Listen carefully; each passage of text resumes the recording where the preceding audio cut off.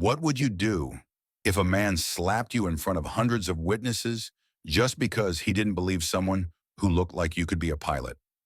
The hum of the airport terminal was steady, a background of rolling suitcases, murmured announcements, and the buzz of delayed passengers. At gate 22, the digital screen had just flicked from on time to delayed 4:25 p.m., drawing groans and impatient shuffles from the growing crowd. Captain Naomi Barrett stood in her full uniform beside the gate agent's desk, composed, upright, commanding. Her four gold stripes glistened under the fluorescent lights, and a pair of mirrored aviators sat perched above her brow. Her name tag read Captain N. Barrett, a title she had earned through 15 years of grinding flight hours, battlefield dust, and bone-deep resilience. And yet, the man in the gray three-piece suit standing in front of her?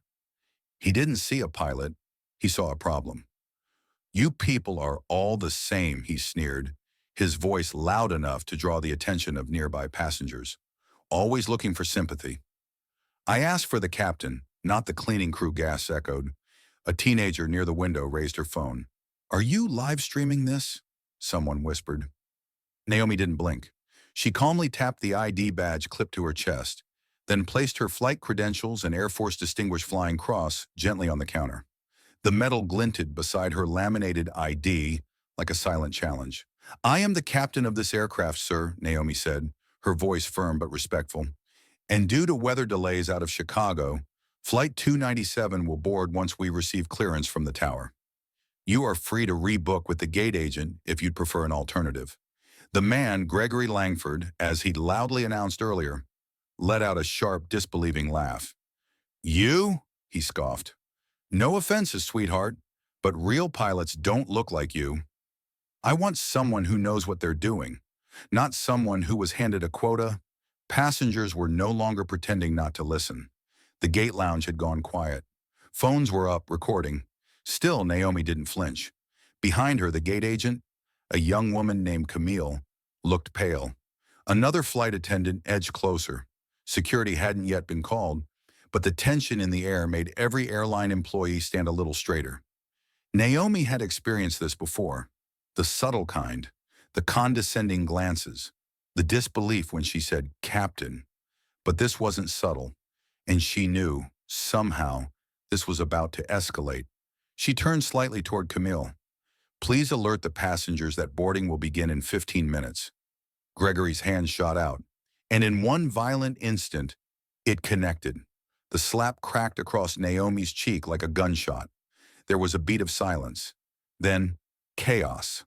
A woman screamed. Someone shouted, "Did he just—" And 5 camera phones zoomed in, capturing the moment Naomi's posture shifted. She didn't hesitate. She stepped forward, pivoted, and in one fluid movement, a memory from her Air Force days, she brought Gregory Langford to the ground with a controlled joint lock. His arm twisted behind his back, her knee pressed between his shoulder blades. He howled. "Security to gate 22, Camille's voice rang out over the intercom. She was trembling, but steady. Naomi's face was calm, controlled. But in her eyes, decades of training and restraint burned like blue fire. "I will release you when security arrives," she said coldly, loud enough for every phone camera to hear. "You crazy woman," Langford gasped, face smushed against the floor. "I'll sue you for this."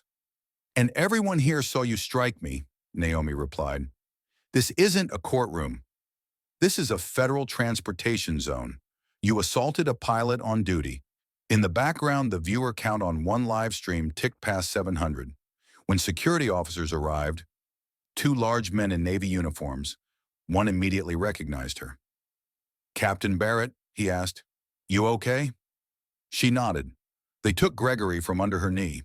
His expensive suit was rumpled, his face twisted with rage. "Do you even know who I am?" he spat. "Yes," said a voice from behind him. It was Elena Mercer, director of airline flight operations. She stepped forward with a tablet in hand, eyes sharp, calm, and lethal. "Gregory Langford, vice chair of TriStar Holdings, and as of 5 minutes ago, permanently banned from flying with this airline." His eyes bulged. "You can't do that." "Yes, we can. You struck a senior pilot in uniform. This is now a federal investigation. I suggest you get a lawyer security, let him away. Cameras following." The whispering crowd parted like the Red Sea. Naomi stood slowly, cheeks flushed from adrenaline but posture composed. She turned to Camille. "Let's begin boarding," she said softly. "I'll file a report from the cockpit once we're airborne." But as she stepped toward the jet bridge, a small hand gently touched her elbow. An elderly man, white, in a Vietnam veteran's cap, looked up at her with misty eyes. "My daughter flew for the Navy," he said. "You just made her proud." Naomi nodded silently. As she walked into the jet bridge, her hand brushing the side of the aircraft like a ritual, the passengers behind her began to clap. Soft at first, then louder. She didn't look back. By the time Captain Naomi Barrett had completed her post-flight checklist, the adrenaline that had coursed through her veins in the terminal had cooled into something quieter, something heavier. The sting on her cheek had faded into a dull ache, but the memory of the slap in the stairs hadn't gone anywhere. If anything, they echoed louder now inside the quiet hum of the cockpit. First Officer Grant Rivers had joined her at the gate in Chicago and maintained a calm professionalism throughout the flight. Naomi had flown with him before, 3, maybe 4 times, always cordial, never chatty. But today, just as the last of the passengers disembarked, Grant broke the silence. "You all right?" he asked without looking up from the control panel. Naomi nodded once. "Fine." Grant glanced at her, then at the faint mark on her cheek. "You dropped him fast." "Muscle memory," she replied, her tone clipped, but not cold. He gave a small grunt of approval. "Good." That was all he said, but somehow it was enough. When she walked out of the airport later that evening, the night air tasted different, thicker, weighted. She had barely made it to her car before her phone began buzzing uncontrollably. Texts from colleagues, missed calls from unknown numbers. One message from her sister Layla simply read, "Naomi, it's everywhere." Back home, Naomi left her uniform on its hanger, folded her badge and credentials, and placed them gently on the small table by the window. Then she sat in silence for several long minutes, her hands folded in her lap like a soldier waiting for orders. The next morning, she was called into a mandatory meeting at Sky America's corporate office. The conference room was sterile and colorless, with the corporate logo polished into the glass behind the long table. Naomi arrived in full uniform, her hair neat, her posture razor straight. Across the table sat Patricia Lang from Human Resources, Edward Cho from Legal, and Carter Weston, the CEO himself. His presence felt rehearsed, like he was here for the optics, not the conversation. Patricia started with a smile that didn't quite reach her eyes. "Captain Barrett, thank you for coming in. We know yesterday was difficult." Naomi said nothing. "We want to be clear. We value your service. 15 years with Sky America, military credentials, outstanding safety record. You're one of our best." Naomi waited. Patricia continued. "Given the viral nature of the incident and the fact that Mr. Langford has already retained legal counsel, we've decided to place you on paid leave. Administrative leave during the investigation." Naomi blinked. "You're suspending me." "It's not a suspension," Edward jumped in. "It's a procedural precaution. Standard in high-profile incidents." "He slapped me in front of a terminal full of witnesses," Naomi said evenly. "I responded with a non-lethal restraint. That's what I was trained to do. If I were a man, would this conversation be happening?" The room grew still. No one answered. Carter Weston finally shifted in his seat. "This isn't about your capabilities, Captain. It's about optics, legal exposure, managing public perception." Naomi's voice dropped into a lower, firmer register. "Do you think the public didn't already see what happened?" Edward spoke carefully. "There's talk of emotional distress, excessive force, possible defamation." Naomi let out a slow breath. "I used a basic wrist lock. I didn't even bruise him," Patricia offered a conciliatory tone. "You have to understand, Langford isn't just a passenger. He's a senior executive at TriStar Holdings. They're one of our biggest corporate accounts." Naomi leaned back slightly, her eyes steady. "So his business is worth more than my safety." "That's not what we're saying," Patricia started. It's what you're doing, Naomi interrupted. There was a long pause. I'll comply with the review, Naomi said, standing. But I want this on the record. I will not apologize for doing my job or for defending myself. As she left the room, no one tried to stop her. By the time she got to her car, her phone was filled with notifications. The video of the incident had hit 5 million views. On Twitter, hashtags like Captain Barrett and Gate 22 Hero were trending. Airline unions were issuing statements. Veterans groups were rallying. An online petition demanding her reinstatement had crossed over 100,000 signatures. She didn't open any of it. She went home, brewed tea she wouldn't drink, sat at her kitchen table and stared at the photo of her father, Captain Terrence Barrett, framed on the wall above the stove. In it, he stood next to a Boeing 727, arms crossed, uniform pristine, his expression stoic and proud. He had been one of the first black commercial airline pilots in the country. He had never talked about what it cost. Naomi thought back to the night he taught her to fly. She was 12, terrified of touching the controls. He'd said something she never forgot. The sky doesn't care what color you are, Naomi, but the world below does. So you fly better than anyone else, every single time. Make them have to see you. Her phone buzzed again. This time it was her sister. Layla arrived 20 minutes later, groceries in hand, fury in her eyes. They suspended you, she asked before Naomi even sat down. They said it's procedure. Layla slammed a bag on the counter. He assaulted you, in uniform, in public.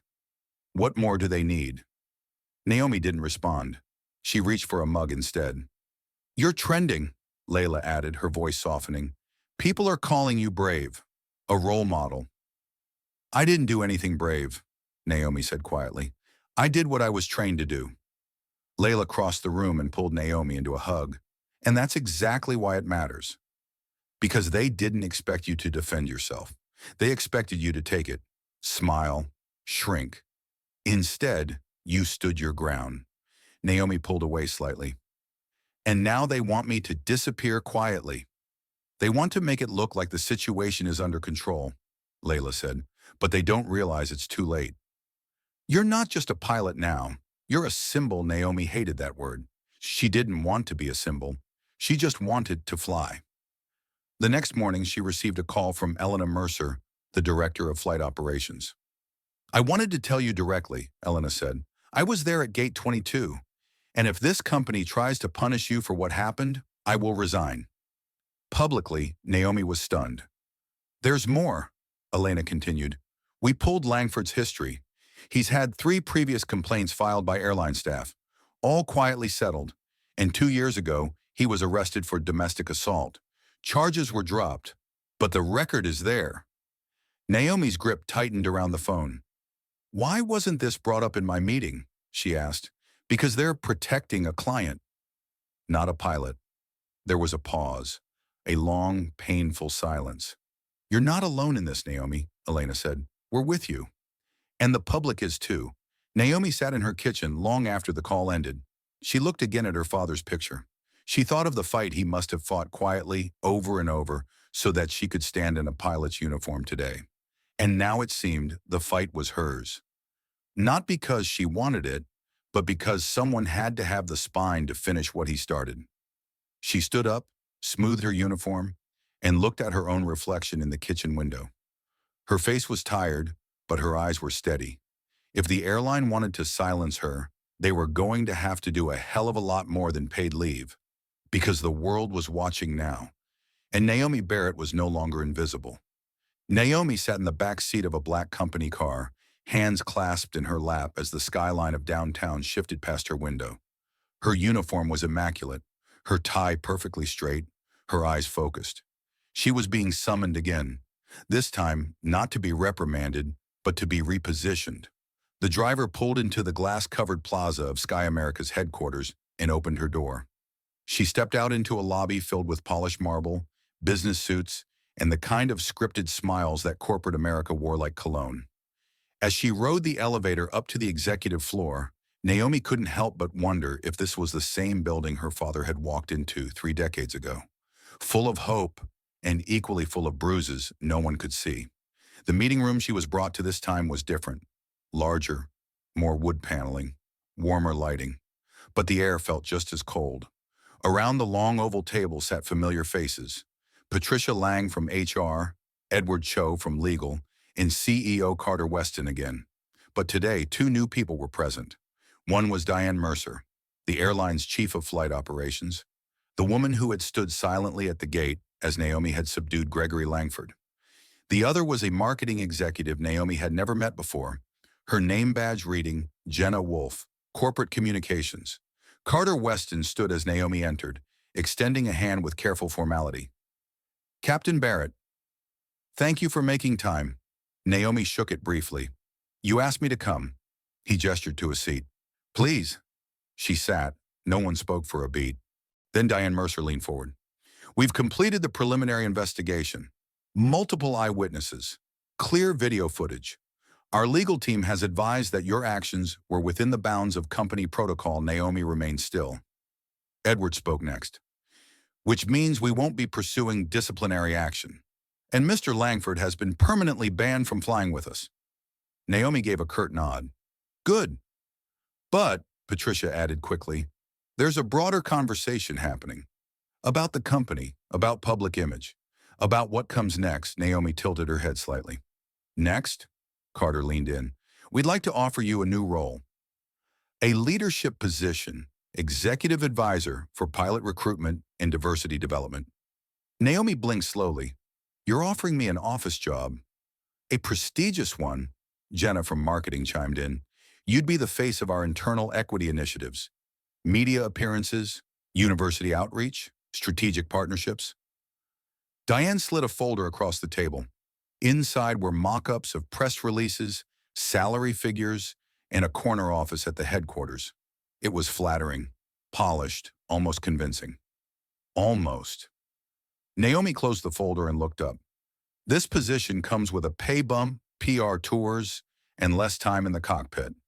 That's true, Carter said carefully, but it gives you influence. And moves me out of the flight deck, Naomi said, where I've trained half my life to be. Patricia jumped in. Captain, this is an opportunity to shape the future of the airline. Naomi let her gaze travel around the room.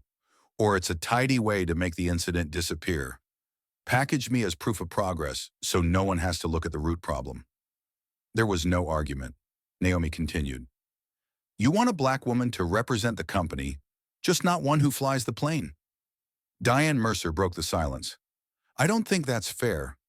Naomi looked at her. Then say it plainly, Diane. Why am I being offered this now? Diane hesitated. Because the industry needs to see you. And this role makes you visible. Naomi's lips tightened. I was already visible. That's what started all this. Another pause. Then Carter leaned back in his chair. Think about it, Captain. This offer stays on the table. We want you to be part of the future. Naomi rose slowly. I already am. She didn't shake anyone's hand as she left. In the elevator, she stared at her reflection in the metal panel. It wasn't fear in her chest. It was clarity. They wanted to praise her strength while removing her from the space where it was most threatening. Back home, Layla was already waiting, phone in hand, Zoe's backpack by the door. Her niece bounded out from the bedroom, beaming. Aunt Naomi! We learned about weather patterns today. Did you know wind shear can change a plane's altitude by like 10 whole feet in a second? Naomi smiled softly and knelt down to unzip Zoe's jacket. That's true, and it's why pilots always stay alert.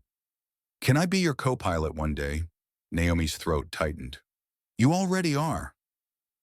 Later that evening, with Zoe asleep and Layla grading papers in the kitchen, Naomi sat with her father's flight logbook on her lap. It smelled faintly of jet fuel and leather. Page after page, his handwriting logged routes, weather conditions, fuel levels, hours flown. But near the back, there was a single note, written in faded ink. Some days you fly for the paycheck, some days for the passengers. But the most important days, you fly to show them that you belong here. She closed the logbook and reached for her phone. The next morning, Naomi returned to headquarters, but not for the job offer. She met Diane Mercer in a quiet corner of the terminal cafe. Diane had 2 coffees waiting. I've made my decision, Naomi said as she sat. Diane nodded. And I'm declining the recruitment position. Diane took a breath. You're sure? I'm more than sure. I'm certain. Diane looked down at her cup. I hope you know this will disappoint a few people upstairs. I'm not here to please them, Naomi said. I'm here to fly. Diane gave a small smile. Then you'll be reinstated to the flight line, starting immediately. I pulled a few strings. Naomi sipped her coffee. There's one more thing. I want to start an informal mentorship program for young women in aviation, or especially women of color. Nothing formal. But I'd like support from the airline. A little scheduling flexibility. Occasional speaking engagements. Diane met her eyes. I think that's more than reasonable. And I want to name it after my father, Naomi added quietly. The Terrence Barrett Initiative. I'll draft the paperwork this week. They sat in silence for a while, not as executive and employee, but as women who understood what it meant to navigate skies filled with invisible turbulence. Diane finally said, It's good to have you back, Captain. Naomi smiled. I never left. That night, Naomi stood in her bedroom, zipping up her flight bag. On the inside flap, she slipped in a fresh copy of her father's old note, a reminder, a compass, a piece of home. Outside, the city pulsed with its own rhythms. But Naomi Barrett had her own horizon to chase, and she was ready for takeoff. 3 weeks had passed since Naomi Barrett returned to the cockpit. She had flown 6 routes, Chicago to Seattle, Miami to Denver, LAX to JFK, and each time she walked through the terminal in her crisp uniform, the reaction was the same. Heads turned, passengers whispered, some stared, unsure. Others smiled, quietly mouthed, "Thank you," or nodded with a kind of reverence Naomi was still getting used to. She hadn't asked to be famous. She had only asked to fly. But now she carried more than her flight bag and her credentials. She carried expectation, visibility, and whether she liked it or not, she had become something she could never fully walk away from again. A symbol.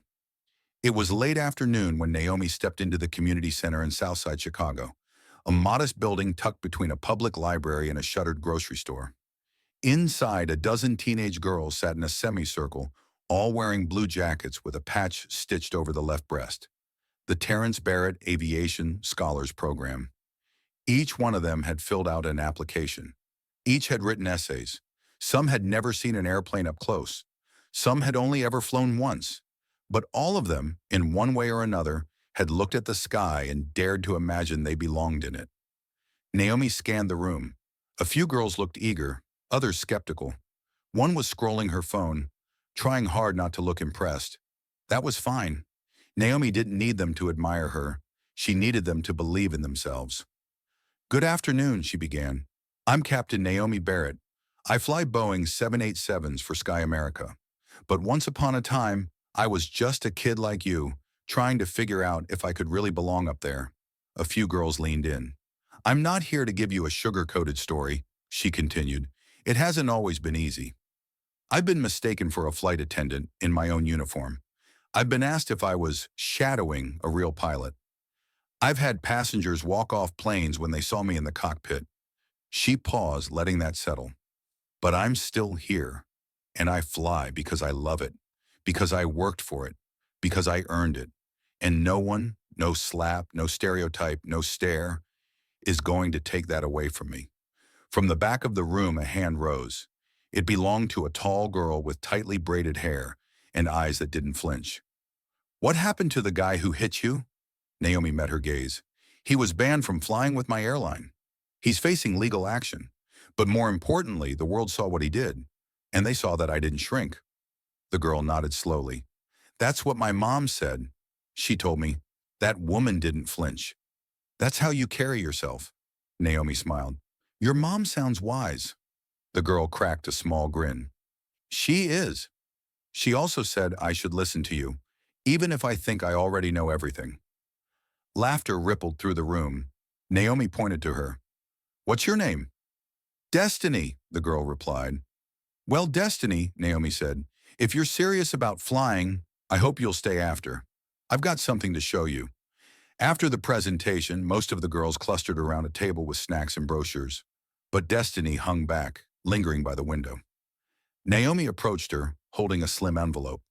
"This is a full scholarship for your private pilot license," Naomi said. "Your application was one of the best. You've got the grades, the discipline," and the spark Destiny's eyes widened. "Wait, for real?" "For real," Naomi said. "You still have to earn every hour in the air, but we'll cover the cost. Flight school, materials, ground instruction."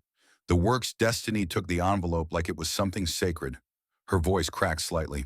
"No one's ever given me something like this." Naomi rested a hand on her shoulder. "It's not a gift. It's a chance. And I only give it to people who I believe will do something with it." Destiny swallowed hard. "I won't waste it." "I know," Naomi replied. Later that night, Naomi sat on her balcony under the stars, legs curled beneath her, a mug of tea going cold in her hands. Her phone buzzed. It was a photo from Layla. Zoe had built a cardboard cockpit for her school project, labeled every instrument. The caption read, "My aunt flies planes." "One day I will too," Naomi's heart clenched. She thought of her father again, thought of what it meant to be the first in a room, the only, the one everyone watched, doubted, challenged. He had carried that weight with quiet strength. She was carrying it more publicly, but it was the same weight, and now Destiny would carry it next. Naomi scrolled to the folder on her phone labeled "Why We Fly." It held photos of young girls beside simulators, handwritten letters from scholarship applicants, and now one new picture. Destiny holding her scholarship envelope with tears in her eyes. She added the photo, closed the folder, and sat still, under a sky that never judged her, never asked her to be anything other than capable. The world below might still flinch, but the sky welcomed her every time. And tomorrow she'd take Destiny up in a plane for her first flight. Not for the cameras, not for the news, just for the feeling, just for the freedom. The grand ballroom at the National Aviation Leadership Conference gleamed under warm spotlights. High above, banners fluttered with the logos of every major airline in North America. Flight Academy representatives mingled with CEOs, retired generals, aerospace engineers, and bright-eyed scholarship students. On the big stage stood a podium adorned with wings carved into polished mahogany, and behind it, a screen read in bold navy letters, "Keynote Speaker, Captain Naomi Barrett, Sky America Airlines."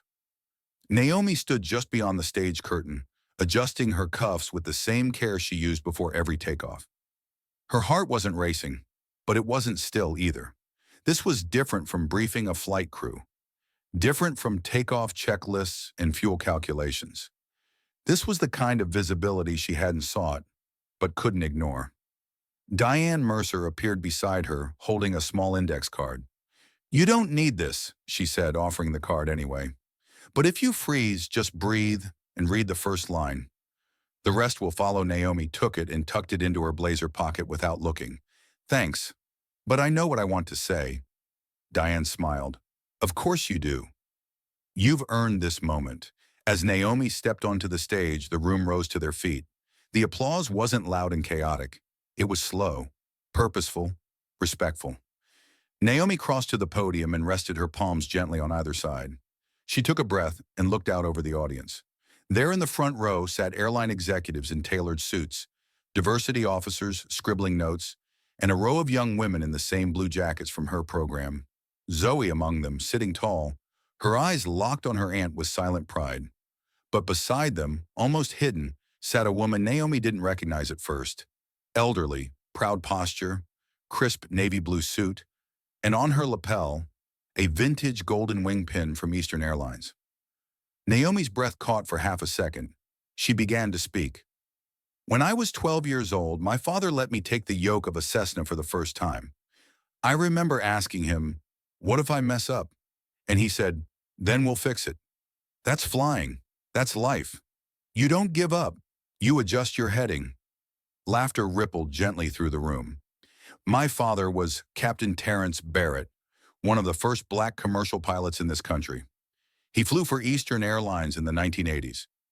He taught me that the sky doesn't care what color you are. The physics of flight are true for everyone." Naomi paused, letting that line hang in the air. "But he also taught me something else. That the world on the ground, it does care, and some days it pushes hard to remind you of it." She recounted the incident, not in detail, not for shock value, but with clarity. She told them about being slapped, about how she responded, about the meeting where she was offered silence dressed as promotion, and about how she chose instead to stay in the cockpit because she believed that being visible, being seen, wasn't something to give away so easily. Then she spoke about the Terrence Barrett initiative, about Destiny, about Zoe, about every girl who had written to her in the past year saying, "I didn't think I could until I saw you." Her voice wavered slightly, just once, but she didn't stop. "We always talk about opening doors for the next generation," she said, "but what we forget is sometimes the only way to do that is by refusing to walk out the one you already earned." The applause came not as a wave, but as a wall of sound, rising, layered, steady. Naomi stepped back from the podium, her hands shaking slightly now, not from fear, but from release. As she walked off stage, the elderly woman with the Eastern Airlines pin stood. Their eyes met, and Naomi stopped walking. "Captain Barrett," the woman said, her voice still strong despite her years. "Your father trained with me. I was there the day he earned his captain's wings," Naomi's voice caught. "You knew him?" "I flew with him. I fought with him. Not in war, in meetings, in lounges, in policy rooms where our voices were barely heard." Naomi stepped closer, heart thudding. "What's your name?" "Catherine Bell," the woman said. "First black female commercial pilot for Eastern Airlines, 1979. I've been waiting a long time to see someone like you stand where you just stood." Naomi felt like the floor had vanished beneath her. I I didn't know. No one did. They didn't write about us," Catherine said. "But your father?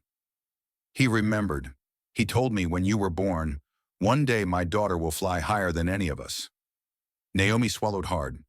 "He never said that to me." Catherine smiled gently. "Some things aren't said." Their shown Diane appeared beside them, her eyes misty. "Captain Bell, are you staying for the mentorship roundtable?" "I am," Catherine replied, turning to Naomi, "and I'd like you to sit beside me. There's more work to be done, but today you did good." Zoe came running up moments later, breathless. "Aunt Naomi," she said, "that was the best speech ever. And I think that lady is famous." "She is," Naomi said, wrapping an arm around her niece. "And so are you. You just don't know it yet." As the crowd moved toward the luncheon hall, Naomi felt the weight in her chest shift. This wasn't the end of her journey, not even close, but she had just reached cruising altitude, and ahead of her, the horizon looked clearer than ever. 5 years had passed since the moment Naomi Barrett was slapped in Gate 22. It felt like a lifetime ago. In that time, the world hadn't entirely changed, but she had, and so had the space she occupied. The conference rooms where she once stood alone now had voices like hers echoing inside. The cockpits that once required extra explanation now opened with more welcome and less suspicion. But it was a different scene altogether that brought tears to her eyes on this spring morning. She stood at the edge of the tarmac at Westfield Regional Airport, watching a small twin-engine trainer taxi down the runway. Her heart thumped like it had the first time she took off solo. At the controls sat Zoe, 16 years old, flight cap crooked, braids pulled back, flight logbook tucked under one arm. Beside her in the co-pilot seat was her instructor. But Zoe had the controls. She was flying today, truly flying. Naomi's hand gripped a cup of coffee she hadn't touched. She stood next to Catherine Bell, now in her 80s and in a wheelchair, but as alert and commanding as ever. Behind them, rows of foundation members, students, flight school instructors, and proud families lined the fence, watching the sky. "She looks like you did at that age," Catherine said softly. "She looks like herself," Naomi replied, her voice barely steady. "But she carries everything we gave her." The plane lifted off the ground, wheels rising, wings tilting slightly into the wind. A cheer rose from the crowd. Naomi didn't clap. She just stood there and let the moment land deep inside her. 2 hours later, back in the Foundation's training center, Zoe walked through the front doors, windblown and glowing. She carried her logbook like a badge of honor. "I logged my first full solo," she announced, holding up the signed page for everyone to see. The students erupted in applause. Naomi stepped forward, arms open. Zoe ran into them. I kept hearing your voice, she said into her aunt's shoulder. Not instructions. Just the way you sound when you're calm. When you're flying, Naomi pulled back, cupped her niece's face, and said the same words her father had once said to her. The sky doesn't care what color you are. It only asks if you can fly, Zoe grinned. And I can. Later that night, Naomi sat alone in her office, the door slightly ajar. On the wall behind her were framed photographs of every scholarship graduate who had become a licensed pilot. 67 and counting. Above them hung a large framed print, an old photo of her father standing beside an Eastern Airlines jet, smiling faintly, the sun behind him. She opened her laptop and clicked on a folder labeled Why We Fly. Inside were over 100 photos now. Destiny smiling beside a simulator. Zoe in front of the cockpit. A girl named Aria in California who just completed her instrument rating. Each face was different, but each had the same light behind the eyes. A knock came at the door. It was Diane Mercer. You have a visitor, Diane said with a curious smile. Didn't say much. Just asked to see you. Naomi nodded. Moments later, Gregory Langford's daughter stepped into the room. She was in her early 20s, wearing jeans and a blazer, a Sky America internship badge clipped to her pocket. I hope this isn't strange, she said, but I needed to meet you. Naomi stood. Her expression was cautious but open. You're his daughter? I am. And I'm sorry for what he did. Naomi nodded slowly. That was a long time ago. The young woman stepped closer. I saw the video. Not when it happened. Years later. And it changed how I saw my father. How I saw everything. Naomi's eyes searched hers. But there was no anger, just clarity. I'm not here to apologize for him, she said. I'm here because I want to become a pilot. And I wanted to ask if you'd ever consider mentoring me. Naomi didn't answer at first. She walked slowly to her father's photo, looked at it, then back at the young woman. The path is open to everyone, she said quietly, even those with complicated names. The girl exhaled. Thank you. Naomi gestured to a seat. Let's talk about what flight school you've looked at and what you're willing to fight for. Outside the office window, the sun dipped low behind the airfield. Inside, the next chapter was already beginning. 10 years after the incident, at Gate 22, Naomi sat in the captain's seat of a Boeing 787, flying at 38,000 feet over the Pacific. Her first officer was Destiny Jackson, now fully licensed, sharp, and already commanding presence on the flight deck. They were en route to Tokyo, smooth air ahead. You good to take over for 20? Naomi asked, glancing at her clock. Destiny nodded. Got it, Captain. Rest well. Naomi leaned back, closed her eyes, and thought about the day Destiny had shown up at that community center, with arms crossed and doubt in her voice. She thought about the photos she'd taken on Destiny's first solo, the tears in her mother's eyes. She thought about the slap, and how one moment of violence had become a decade of transformation. When Naomi returned to the cockpit, Destiny was watching the sunrise creep over the curve of the earth. Breathtaking, isn't it? Naomi said. Destiny nodded. I still can't believe we get to do this. Naomi reached for the comms. Tokyo Tower, this is Sky America 191, requesting descent clearance.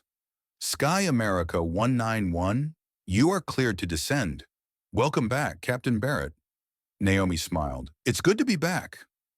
As the aircraft began its gentle descent, she looked over at Destiny, at the city lights glowing in the distance, and at the sunrise breaking over the horizon. This was where she belonged, not just in the air, but in the space between generations, between resistance and progress, between who she had to be and who she helped others become. And as the wheels touched down on the Tokyo runway, Naomi Barrett knew, deep in her soul, that the slap had never defined her. Her response did, and now because of that, the sky was full of women who looked like her, soaring, steady, and seen.